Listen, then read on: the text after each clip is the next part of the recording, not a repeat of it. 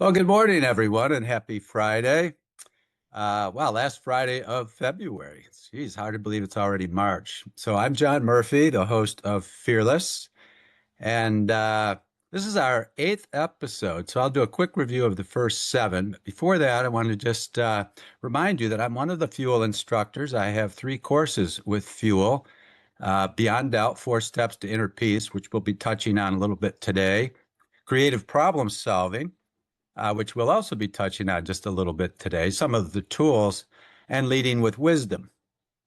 So I invite you to go to Fuel and check that out. And also, if you go to my instructor page, you can meet my new AI bot, my chat bot. And so you can actually have unlimited conversations with me with follow-up questions, things like that. If there's something I say in these episodes, or there's a question you want to ask me and you can't get to me directly, you can go to my bot, which is quite fascinating. I've had a conversation with my bot now a couple of times, and you get some pretty good answers. Let me just put it that way. And the way that works is it's been loaded with all of my work for over almost 40 years, books I've written, speeches I've given, interviews I've done.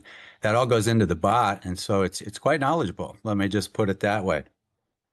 Uh, Also, these sessions are recorded, and you can get them almost immediately on YouTube. So if there's a session in particular you missed, go back and see it. If there's a session that you particularly like, please share it. Share it with your family, your friends, your coworkers, your boss, anyone like that. So quick overview. Fearless is all about fearing less and overcoming this tremendous barrier, if you will, this obstacle to true success. So true success. I'm talking about bliss. I'm talking about joy in your life, inner peace, just unconditional love, where every day you wake up eager, enthusiastic, excited, no stress, no worries, no doubts. This is possible. But to get there, you need to understand how. All right? It's not just wishful thinking. There is a how. And so we talk about that in Fearless. So if we go back just for a quick review, I said this is our eighth session.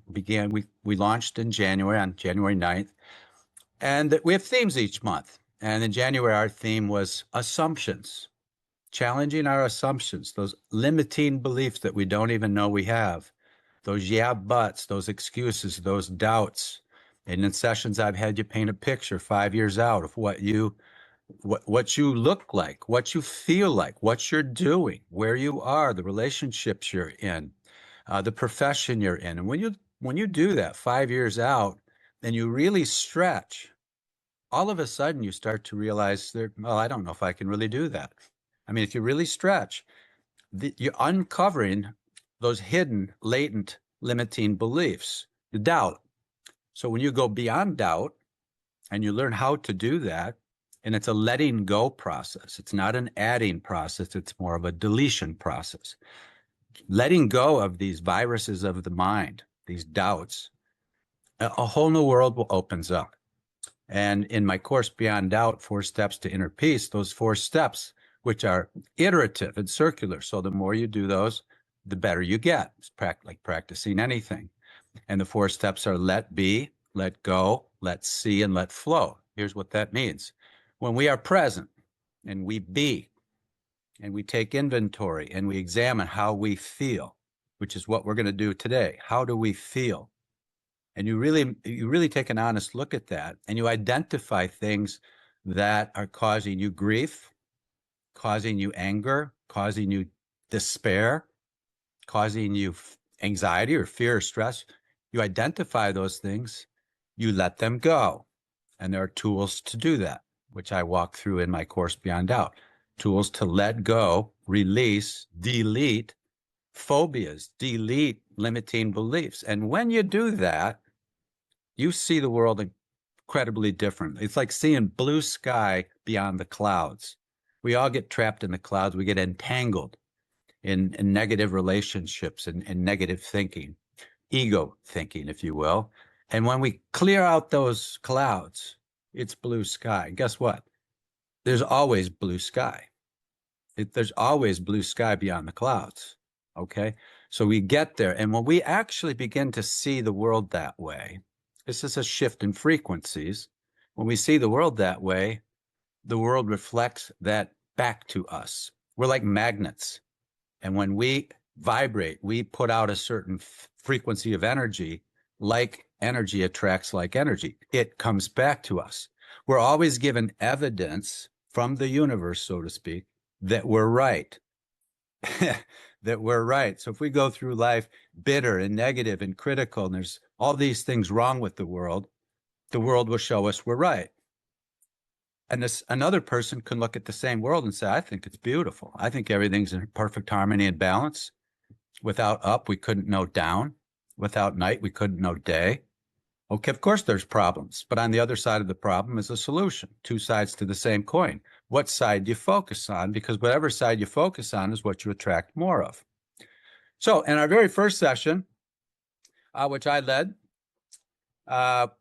basically we talked about challenging assumptions, getting down to that level. All right, that was on January 9th. On January 16th, I did a vision exercise with you where you said, okay, what do I look like physically? What do I feel like physically 5 years from now? Draw a picture. Aristotle said the soul never thinks without a picture. All right. Einstein said imagination is everything. It's a preview of what's to come. So in your imagination, in your vision, what do you look like 5 years from now? What do you feel like physically? What do you feel like emotionally? How do you feel when you get out of bed in the morning? Think about that, right? How do you feel mentally? How sharp are you? How focused are you? What kinds of mental acuity do you have? All right. Professionally, what are you doing professionally 5 years from now? Same job? Maybe something different. Maybe something even more exciting. All right. What's going on socially? What kind of relationships are you in? Okay. These are critical questions. What's going on financially? How are you doing financially 5 years from now? And how are you doing spiritually? How awake do you feel? How enlightened do you feel? How loving and kind and compassionate and reverent do you feel about life? Deep, deep, deep respect for life. How do you feel? When you draw this picture and then you identify anything that's in the way, it's like a closed valve. It's like a faucet that's shut off tight. There's water that wants to flow. You're not letting it. Okay, so when we let be and we examine this, and then we let go, we open the valve, we get flow, what athletes sometimes call the zone. We just get into this state of peak performance, timelessness. Life just becomes incredible. So we talked about that in the first couple of sessions. Then I talked about minding the mind. And the thing about that real quickly is there's the conscious mind, which can process about 40 bits of data per second, and the subconscious mind, which can process 40 million bits of data per second. It's no comparison, 1,000,000 to 1 ratio. So the conscious mind is the will, so to speak. I will make this change. I will break this habit. I will go on a diet. I will lose 10 pounds. That's the conscious mind. If the subconscious mind's saying, no, you won't, you're not worthy of it. You've lived your whole life with doubt. You keep trying these things and it doesn't work. Basically, you're getting in your own way. If the subconscious, and because it's subconscious, you don't even know it's thinking that. It just shows up in your tendencies. And I mentioned that most of the programming in the subconscious mind happens by the age of 6 years old. So it's been running your life for a long time. By the way, the subconscious mind, which can process far more data than the conscious mind, is always present. It cannot think ahead and it cannot think back. It's always present, but it's running on the past. Everything in the subconscious mind comes from the past. So you're loading it. So if you don't use the conscious mind to reprogram the subconscious mind, you're just going to live in the past. You'll just keep repeating it throughout life. It shows up as habits and tendencies. You just keep having this tendency to get afraid or anxious or nervous when you have to do something. You live in fear. All right. So that's the key to that particular session. Again, if you missed any of these sessions, go back and check them out.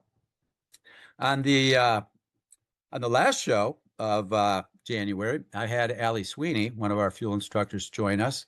about release, about letting go. And Allie shared some stories. If you missed that episode, go back and check it out. Okay, deep. In the title of that session with Allie was "Let Go to Allow Flow." Essentially, what I was just talking about. On February 6th, I introduced the map of consciousness, a very powerful tool that I will come back to today and share with you for today's theme. On Friday the 13th, I was born on Friday the 13th. So with a name like Murphy and Murphy's Law, you can imagine some superstitions, right? Jim Cathcart joined me, the legendary Jim Cathcart, world-renowned speaker, Hall of Fame speaker, and author. Jim came on board to reveal some stories about it was facing fear with fortitude, And Jim shared just some stories about how's he handled it. Here's a guy that's given thousands of speeches in 100 countries. How does he get up on stage, which scares a lot of people, and just do it so effortlessly? Talk about flow. And the following week, I had Brian Biro, America's breakthrough speaker, come on board. And we talked about from ego to we go, which I'll come back to and speak a little bit more about today. And Brian, if you haven't seen that episode, it's getting a lot of attention. So please go and take a look at that. So what about today? Today, we're going to talk about, are we controlling our mind, or is our mind controlling us? A lot of people are confused by that. They don't really even think about it. I'll often say when someone says, I changed my mind, who's the I actually saying that? Isn't the mind? Aren't I the mind? So we spend a lot of time trying to figure out how do we use the mind. Answer is we actually don't in most cases. The mind's using us. We've got that completely backwards. What is the mind? In a nutshell, it's the ego. It's the ego mind. It's the mind that wants you to think you're your job title, you're a body that looks a certain way, you do certain things. And the thing about the ego mindset, I call it the ego thought system, is when we're attached to that, we think that's what we are, we live in fear. It's the root cause to fear, is the ego thought system, which in most cases people think they are. So of course they're living in fear. And we attach to things, a job, a house, a spouse, our children. We attach to all kinds of things, and we live in perpetual fear of losing them. What happens if something, I lose my job? What happens if I lose my income, my house, one of my children? What happens if I lose these things? So one of the key principles here in letting go is referred to as detachment or even unattachment. This does not mean you don't love your job, your child, your spouse, your home, your car, whatever. It means that you're not attaching your peace of mind, your happiness, your joy to anything you cannot control. Anything you can't control. This takes us to the only thing you can control, your mind. The problem is the mind is controlling you in many cases, which triggers these fears and doubts.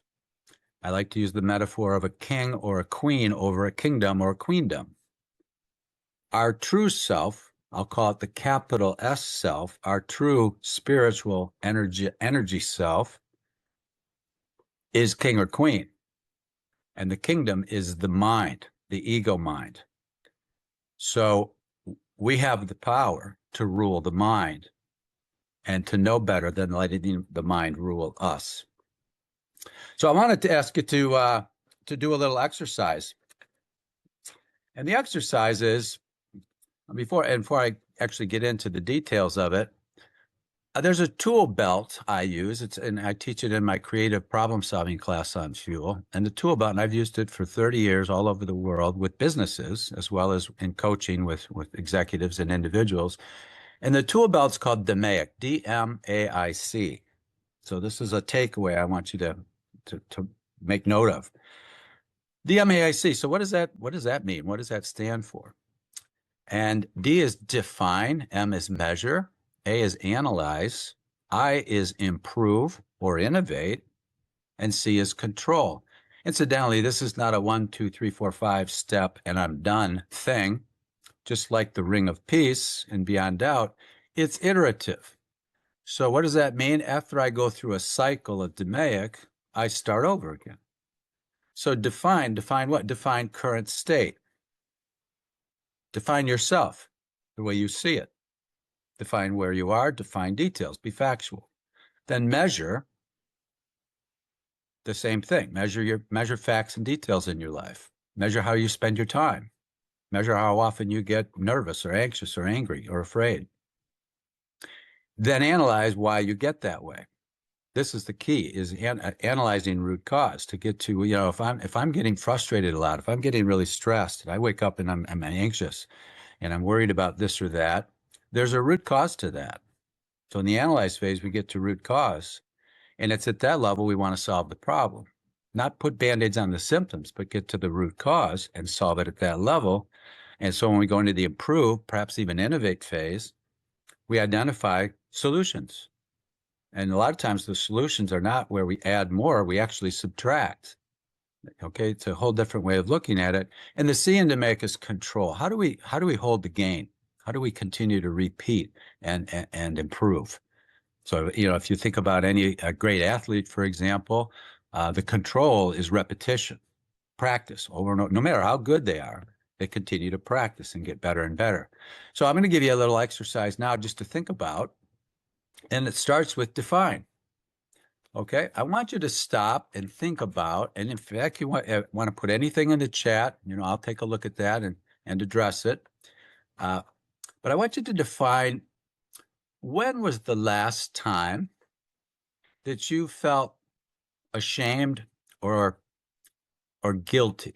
Shame or guilt? When's the last time? Think about that for a minute. When's the last time you felt any degree of shame or guilt? Well, you know what? I should have been there. I should have said something different, or I shouldn't have said what I said. And, now I live with some degree of regret or shame. Think about the last time that happened for you. Has it happened in the last 24 hours? Does it happen frequently? That's define and measure. How often does it happen where you feel like, man, I really messed up. Shouldn't have done that, shouldn't have said that. All right, let's move on to apathy, some degree of hopelessness or despair. When's the last time you just felt like, man, I don't know what to do? I don't know, geez. I don't know what to do. Okay, that's apathy. Okay, what about grief? When's the last time you felt any degree of grief or grievances, criticisms, complaints, conflict? It's the last time you felt conflicted, you felt any degree of grief. So isn't that last 24 hours? How often does it happen where you feel grief? Just, or some degree of loss. All right, after grief, we have fear, doubt, anxiety. When's the last time you felt nervous about something, anxious about something? Maybe it was a meeting you had to go into, an exam you had to take, an interview of some sort, a performance review. When's the last time you had any sense of anxiety or stress? When's the last time you were stressed about something? Think about it. Make a note. How about this one? When's the last time you felt like you lacked something?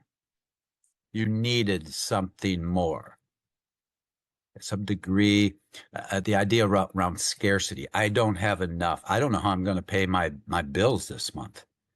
I need more money. I need more time.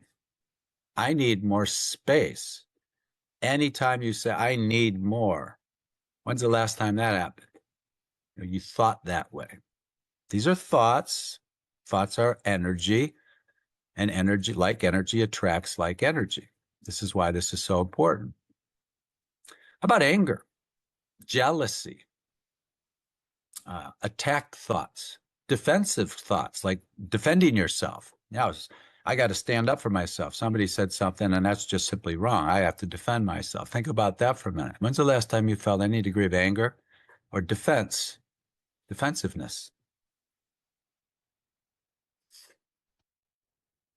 And now let's move on to pride. When's the last time you felt proud? You felt, like, yeah, I gotta show everybody how great I am.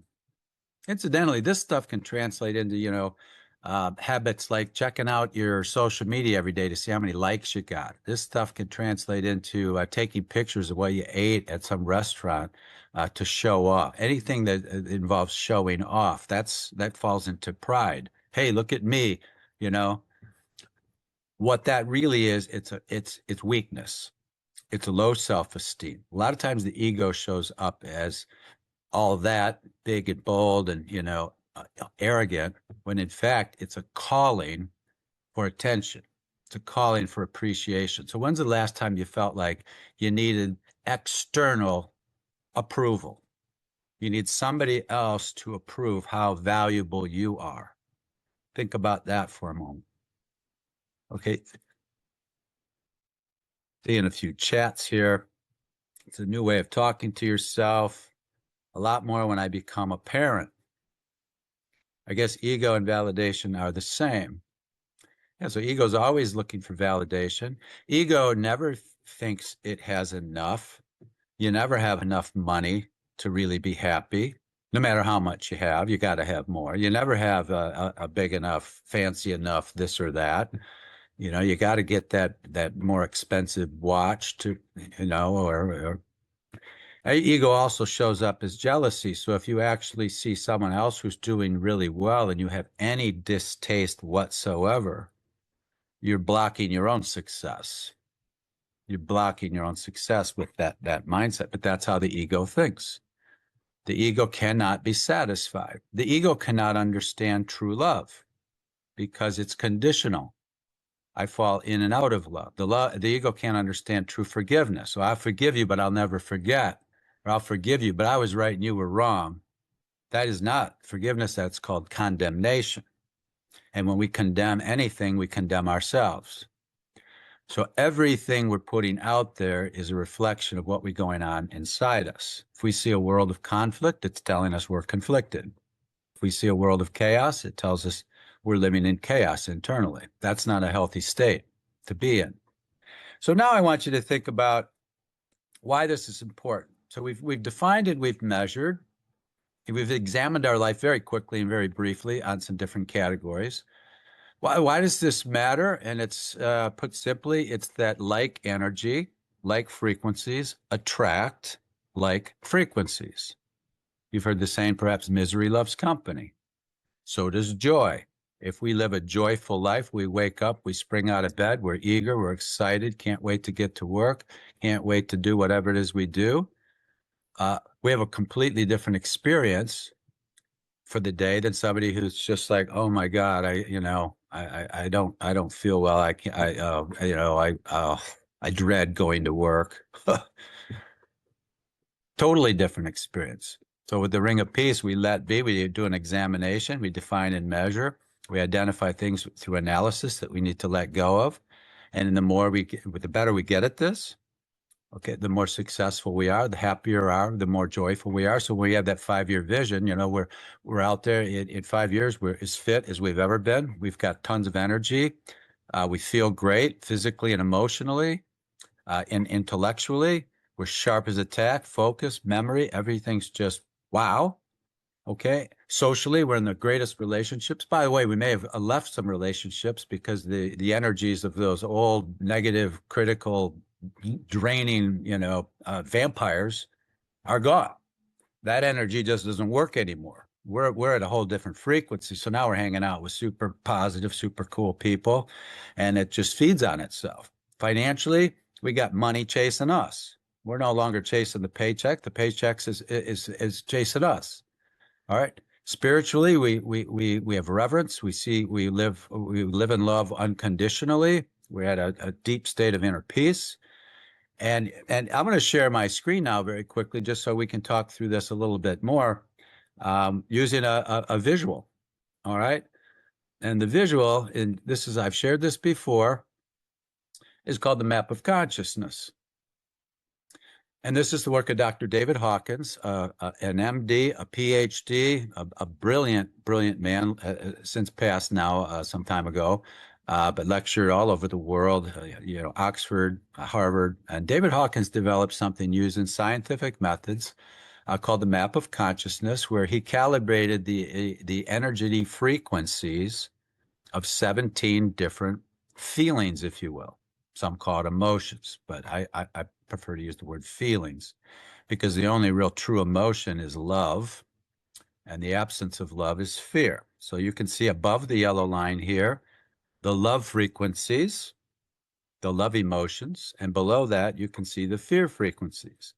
So when we just did that assessment and I asked you, when's the last time you felt shame?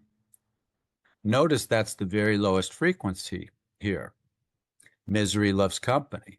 So if you've got shame in your life and you feel ashamed, it's the ego telling you you should feel that way.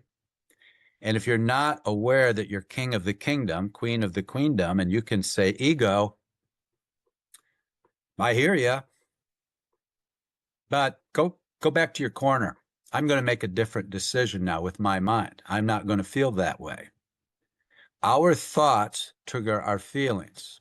If you think for a moment about anything you're ashamed of, you feel shame and attract more. If you think about something that you feel very grateful for, you feel like really happy and joyful about, your frequency drives up to the top of this. But you got to be careful, because we're human. And when we confuse who's really in control, the capital S self, our spiritual self, or the ego self, the small s, which is also the body, when we confuse those two, we think because the body feels a certain way and the ego mind is telling us to feel a certain way, that we have no choice. We have to feel that way. I can't change that. The minute we say, I can't change that, we've given up true power, authentic power, true control over the only thing we have any real control over. So the bridge of courage, what I call that yellow line there, is where we say to ourselves, I'm done with this ego nonsense. Often this comes to us when we've gone through a deep period of pain, suffering, something really transformational, where we just say, enough. And we shift from my will be done to thy will be done. We let go, we delete this ego way of thinking. And when we do that, we experience something very different. So I want to just share with you something that I developed before we go here on what I'm going to call the 7 P's to help us practice this. That's one of the P's, actually. So as I'm thinking about how do I let go and really free up? How do I open the valve, okay, to let that energy flow through me, okay, and reach that peak level of performance and timelessness and flow? What can I do? Well, the first P, and you might want to take notes here. The first P is presence. So in the let be present. That conscious mind is constantly wandering to the past, which you can't change, and to the future, which you can't change yet. But it's back and forth, back and forth. Meanwhile, you're running on the subconscious mind. So by becoming present of the mind, be present of the mind, mind your mind, as I like to put it, you start to really examine. This is like using DMAIC. You start to examine your shifting feelings. Why are they shifting? Because you're shifting thoughts. Your thoughts affect your feelings. So the second P then is processing. So we look at the way we're feeling and we process it. And I like the idea of this Zen teaching. Okay, we let it in the front door and we let it out the back door, but we don't invite it for tea. So let's just take fear, for example. You're feeling anxious about something, nervous, resistant, hesitant. I don't know. This is a bit frightening. Rather than lock the front door and try to push it away and fight it, which the ego wants you to do, you don't fight it. You don't resist it, because when you do, you just make it stronger. What do? You invite it in, you have a conversation with it. And you recognize it's coming from the ego. So I'll do this all the time. Hey, ego, I know that's you. Why should I be afraid? Why should I be afraid? And the answer to that is typically that because I'm projecting in my mind something's going to go wrong. I'm projecting a possible failure, and that's what's scaring me.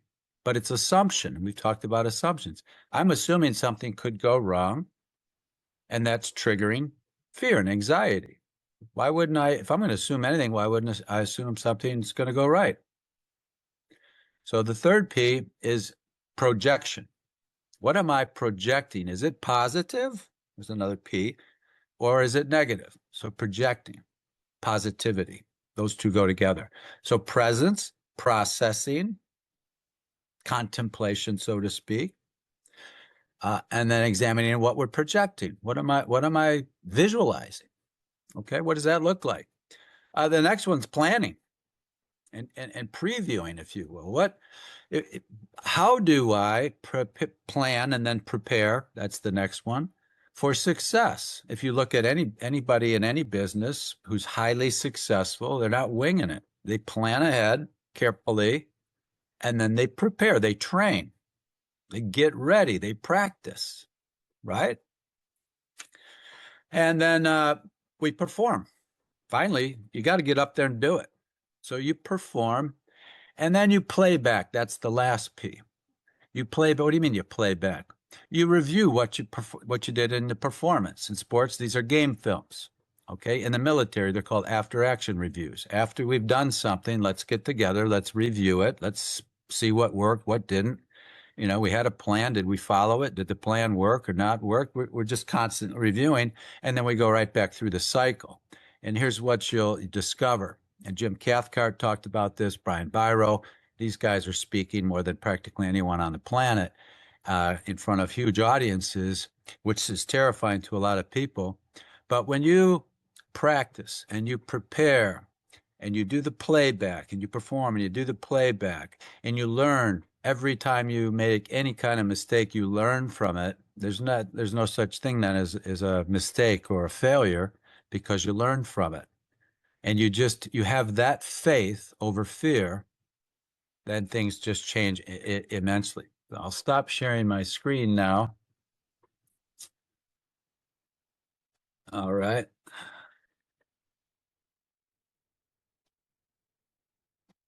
And I'm just going to leave you with this. Fear is an illusion. It's a projection of the mind that something's going to go wrong. It's your mind trying to control you instead of you controlling it. So rather than fight it and resist it and pretend it isn't there, recognize it, have a conversation with it, and then choose differently. Fear, I hear you. I understand there's some risk involved. I'm going to process that and evaluate that risk. And in one of my courses, I teach FMEA, failure mode and effect analysis, a risk mitigation tool. I'm going to think about what could go wrong and what could go right, and the severity of that. And I'm going to have countermeasures. I'm going to come up with ways where I won't fail. Okay, I'll protect myself. So take a back seat. I'm going to do this. I'm going to take a risk. I realize there's uncertainty, but I'd rather go through uncertainty than live with regret the rest of my life by replaying the past. So I'll leave you with those closing thoughts. Now, on Monday, I will be hosting Mindset Matters on Fuel, Monday at 11 o'clock Eastern Time. We'll have more on this topic and a lot more on mindset. And then next Friday, I have John Giganti joining me, a fuel instructor, and we're going to take fear now. The theme for March is courage. I've got 4 excellent guests coming on each week, all from Fuel. I will share more on that as we get going. But John McGiganti is next, and don't miss that episode. And I'd say this: go to Fuel, take my courses, Beyond Doubt, 4 Steps to Inner Peace, because it's going to give you a lot more detail on what we've discussed here. Take creative problem solving. You'll see tools like FMEA, tools like the tool belt, DMAIC, all laid out in that course. And Leading with Wisdom, a very popular course, short courses in that, on just leading with more awareness, higher consciousness. So take a look at those. Also have a conversation with my bot. This is pretty exciting stuff. If you have any questions for me, talk to my bot or message me on LinkedIn. Connect with me on LinkedIn and follow me there. And remember, these sessions are recorded. They'll show up soon on YouTube. Grab it and share it or review it. And if you missed anything from the prior sessions, go back and take a look at those and pass those along. With that, let's see, check the chats here. There's some links there. There you go. Sign up for Mindset Monday. There's a link on that. There's also, this is the last session of the month for Fearless. So you need to register again for the next month. So you'll see that come out. And again, our theme is courage, 4 excellent guests. And then I have some very special guests coming on in April, which I'll tell you more about later. Some outside of Fuel, some very, very big names. Including this former chairman and CEO of one of the largest companies in America, actually in the world. So he's now a keynote speaker and an author. And then I've got one of the leading women influencers in the world on the subject of success, New York Times bestselling author. She's going to be on the show with me as well. So stay tuned and happy Friday. Have a great weekend. And hopefully I'll see you on Monday for Mindset Matters. I'm John Murphy, and I will see you again.